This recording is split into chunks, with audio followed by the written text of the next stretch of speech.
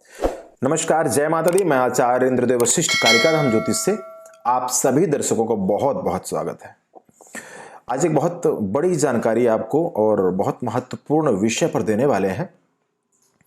आज हम देने वाले हैं कि क्या गायत्री मंत्र माताओं बहनों को पढ़ना चाहिए, या फिर हम साथ में ये भी जानकारी देंगे गायत्री मंत्र को कैसे पढ़ना चाहिए और किस अवस्था में नहीं पढ़ना चाहिए, किन्हें पढ़ना चाहिए। दर्शकों, सबसे पहले तो गायत्री मंत्र एक बहुत ही प्रभावशाली, बहुत ही पावरफुल मंत्र है।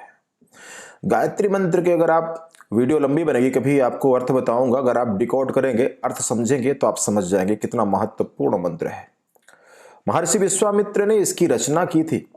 इस मंत्र से संसार के हर कार्य सिद्ध किए जा सकते हैं, यहाँ तक कि इस मंत्र से सात्विकता से इसकी साधना करने पर अंत में मोक्ष तक की प्राप्ति हो सकती है। गायत्री अपने आप में बहुत प्रभावशाली मंत्र है, लेकिन सवाल यह है इसे कब, कौन, कैसे पढ़े। आपने देखा होगा कि गायत्री मंत्र कई बार साउंड में बज रहा होता है। गायत्री महामंत्र कई बार लोग बड़ी लाउडली उच्चारण करके बोल रहे होते हैं, बहुत सारे लोग मिलके।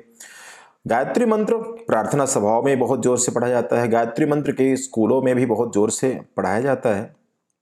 मेरे भाई, आपको सबको मैं ये बताना चाहता हूं कि अगर हम वेद की बात माने, शास्त्र की बात माने, तो पहली बात तो गायत्री महामंत्र लाउडली नहीं पढ़ना चाहिए। स्पीकर में गायत्री मंत्र नहीं बजना चाहिए, ना ही लगाना चाहिए।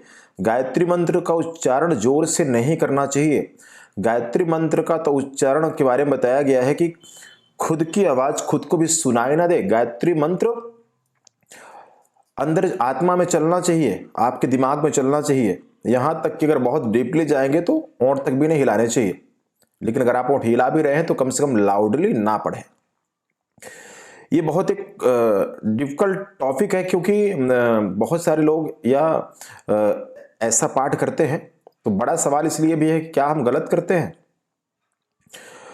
दर्शकों, हाँ बिल्कुल, कई मामलों में अगर इस तरह से आप गायत्री मंत्र का पाठ करते या सुनते हैं, कई घरों में जो बेल में लगी होती है, आप कोई बाहर से गेट से बेल दबाता है और अंदर गायत्री मंत्र बजना शुरू हो जाता है। मोबाइल फोन्स में कई बार कॉलर ट्यून में या रिंग ट्यून में भी गायत्री मंत्र लगा हुआ होता है। तो ऐसे नहीं होना चाहिए। वेद तो यहां तक कहता है, वेद यहां तक कहता है कि गायत्री मंत्र उसको पढ़ना चाहिए जो दीक्षित हो, जिनका यज्ञोपवीत संस्कार हो चुका हो। अन्यथा अन्य भगवान के नाम, अन्य मंत्र का जाप कर सकते हैं, लेकिन गायत्री मंत्र का जाप ऐसे नहीं करना चाहिए। गायत्री मंत्र बिना शाप विमोचन के, बिना न्यास के नहीं करना चाहिए।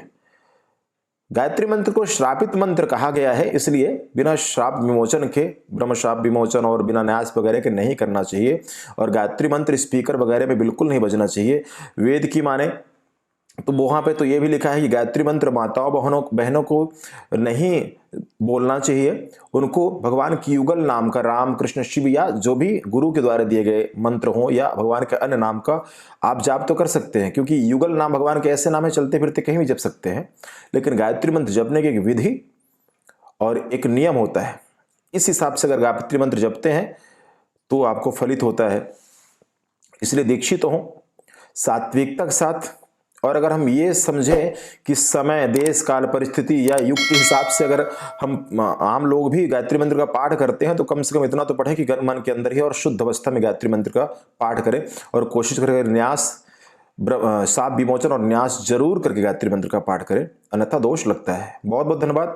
जय माता दी। उम्मीद करते हैं आपको जानकारी पसंद आई होगी, क्योंकि ये सटीक और वेदशीली जानकारी है। जो वेद कहते हैं वही जानकारी हम आप तक पहुंचाने की कोशिश करते हैं। बहुत बहुत धन्यवाद। जय माता दी।